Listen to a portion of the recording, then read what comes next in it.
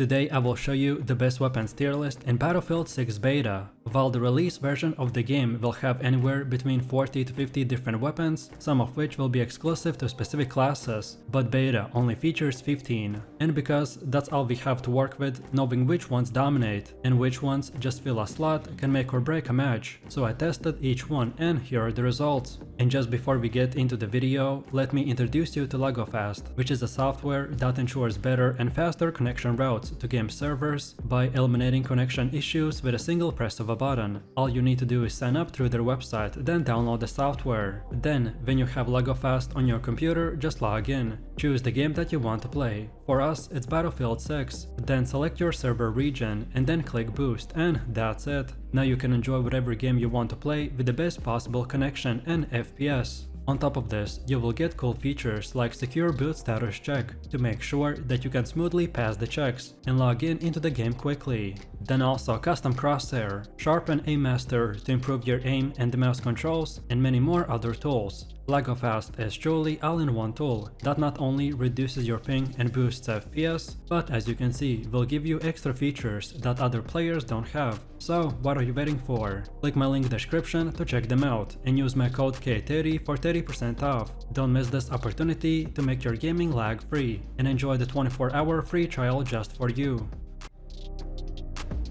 So starting off in the C tier we have P19, which is the only sidearm available in the beta, and that alone makes it important, but not necessarily in a good way. It runs a moderate fire rate, 399 RPM, and a small magazine of 17 rounds, and even a decent damage at 25 per shot. On paper it looks like a good backup, but in practice it struggles to finish fights against players holding primaries. Its best use cases are emergencies, so finishing off weak enemies after you ran your main mag dry, or using it to stay mobile while sprinting between cover. One thing that newer players overlook is that P19 benefits heavily from aiming for upper torso or head at close range. It can secure a surprisingly quick kill if you land a consecutive headshot, but in almost every scenario, if you're pulling out the P19, it means something has already gone wrong. You either way are out of ammo, caught reloading at the wrong time, or pushing a fight you weren't ready for. So I recommend to treat this weapon like your fire extinguisher. Good to have, but you don't want to be using it unless you absolutely have to.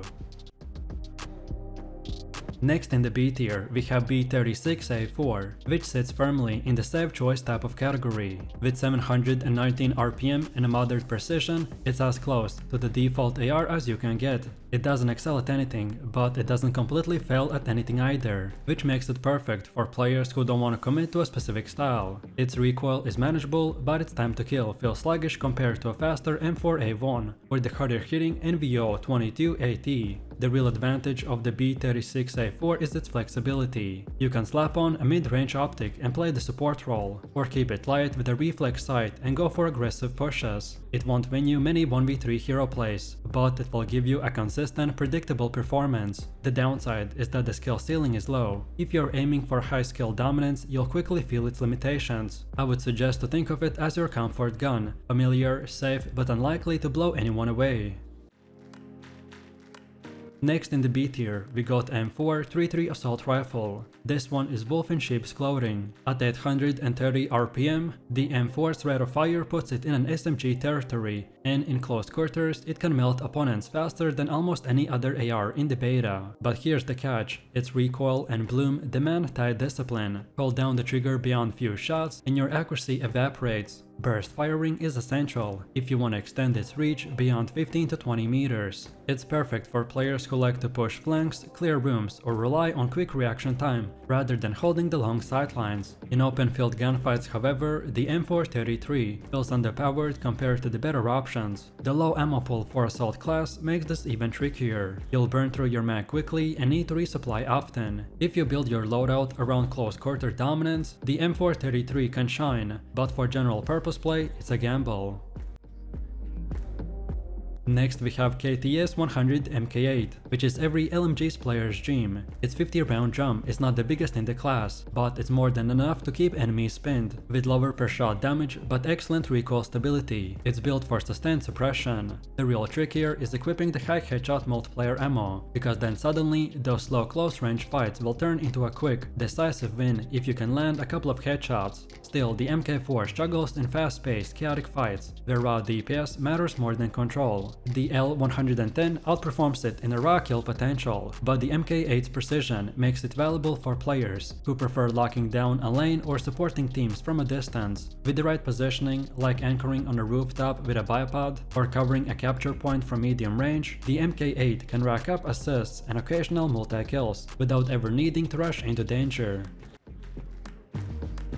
Next we have SVK 8.6, which is a sniper's dream and a beginner's nightmare. Its 60 damage per shot lets you 2-tap most enemies, but its fire rate, 149 RPM, is punishing if you miss. The 10-round mag also means that you can afford sloppy shots. In the right hands, it's a long-range monster, punishing peekers, holding down lanes, and forcing enemies to stay in the cover. However, in chaotic battlefield matches, its slow follow-up shots make it risky. You'll often get one hit, only to be pushed by multiple enemies before you can finish the second. To make the most out of it, pair the SVK with an excellent positioning, so think of rooftops, hillsides, or behind the cover, where you can control your engagement angles. If you can maintain the distance and resist the urge to spam shots, then SVK can absolutely ruin enemy pushes.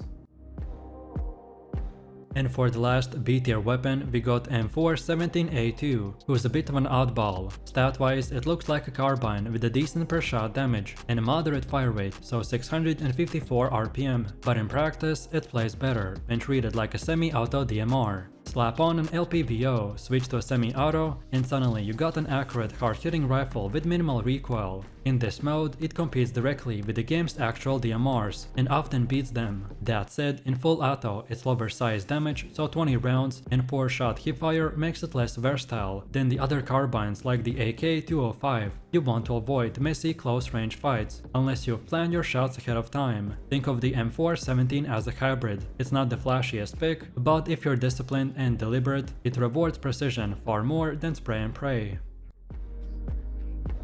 Next up we got A tier, and for the first one I will place the M4A. This one has one of the highest RPMs in beta, making it a formidable close-range weapon. Recoil control and precision require disciplined burst firing, especially beyond 20 meters. Aggressive players will thrive here, shredding targets quickly if they can manage the bloom and recoil. Mid-range effectiveness requires spacing shots and tracking recoil carefully. Its versatility in urban maps and tight corridors is unmatched along the carbines. It's a classic high-risk, high-reward type of choice that rewards mechanical skill and tactical awareness.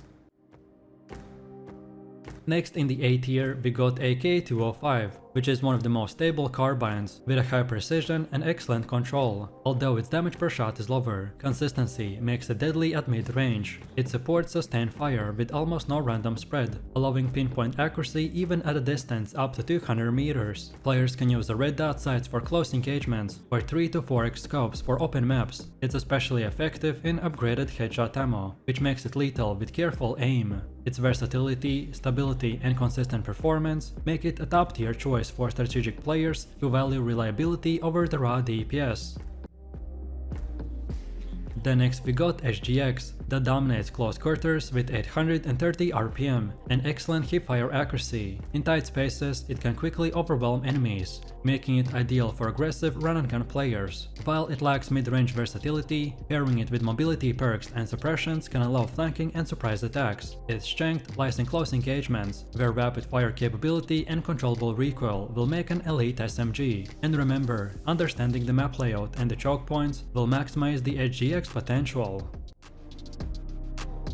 Then next we have L110, that blends firepower and control with a 100-round magazine and 719 RPM fire rate. Its suppressive ability is unmatched for controlling objectives and supporting teammates. While less precise than the MK8, its versatility makes it a reliable choice for sustained fights. Proper positioning, cover usage, and disciplined fire will allow players to dominate mid to long range encounters. The L110 rewards awareness and team support, especially in map areas with a heavy player count.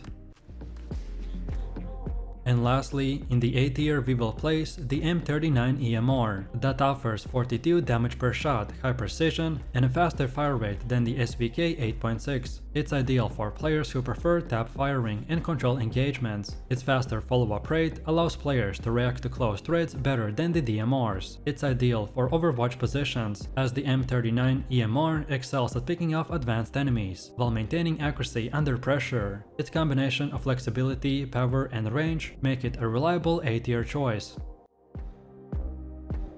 And now finally we've come to the S tier, and for the first gun we got M87A1, which is arguably the strongest weapon in beta. Its 100 damage per shot allows one-shot kills at close range, with the ability to secure mid-range kills with precise follow-ups. The fast PAM action cycle and high precision for a shotgun makes it borderline broken in checkpoints and interior fights. In close quarter maps, have a control. For building clearing, it dominates. It's very similar to the Mossberg 590, making it easy to use efficiently for both casual and competitive players. If you like to control buildings, then the M87A1 is unstoppable. Next in the A tier we have NVO-22AT, which is a hard-hitting, precise assault rifle with 33 damage per shot, excellent control, and exceptional mid-range stability. Despite a moderate RPM of 654, its consistent performance makes it deadly for skilled players. It rewards disciplined bursts over spray and pray tactics. Players can excel in mid-range engagements and competitive fights, making it a top-tier AR in the beta. Its forgiving recoil and reliable headshot potential make it a favorite for players who value accuracy and consistency over the raw fire rate. Next we have PW7A2, which combines extreme mobility with controllable recoil and impressive effective range for an SMG. With 947 RPM and a high recoil, it allows players to dominate hipfire engagements without ADS. Its flexibility makes it perfect for aggressive, push-heavy playstyles, while still performing beyond typical SMG ranges. Mastering its use allows rapid movement through the maps, flanking enemies, and maintaining high kill potential in both open and tight areas. In early stages, SMGs like the PW7A2 often outperform expected benchmarks, which makes it a meta-defining weapon.